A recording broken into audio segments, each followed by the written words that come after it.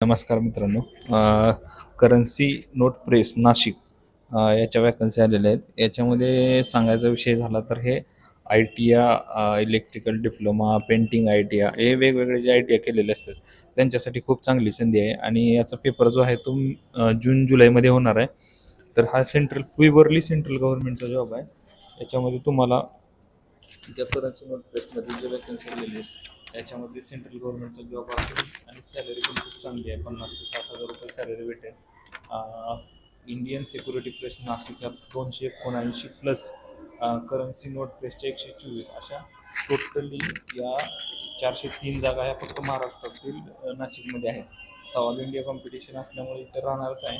पण बहुतेक महाराष्ट्रासाठी असतील असं मला वाटतंय.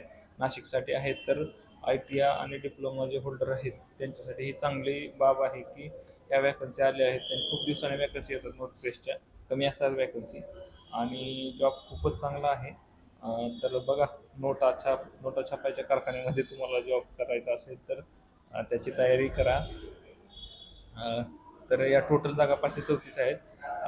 सिक्युरिटी प्रेस तेलंगणा हैदराबादचे 69 आणि bank note press Madhya Pradesh MP Dewas त्या 62 आहेत. ॲप्लिकेशन हे 20/4 म्हणजे कालपासून चालू झाले. मी आज व्हिडिओ बनवते.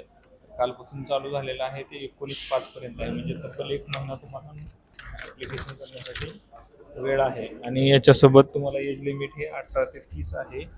आणि एक्झामिनेशन डेट तर सांगितलं तुम्हाला जुलैमध्ये आहे, जून जुलैमध्ये. आणि एक्झामिनेशन सेंटर महाराष्ट्रामध्ये मुंबई आणि नाशिकच आहेत. आणि ॲप्लिकेशन फीस ही ₹1000 आहे.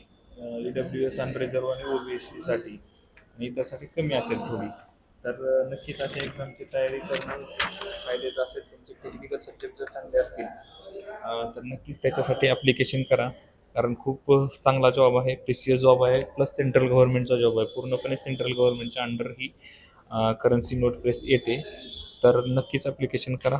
All the best. चांगली एक्झामची तयारी करा आणि याच्यामध्ये लागून जा. संधी पुन्हा पुन्हा येत नसते, तर या संधीचं सोनं करा. ऑल द बेस्ट सगळ्यांना. धन्यवाद. थँक्यू. Thanks for watching.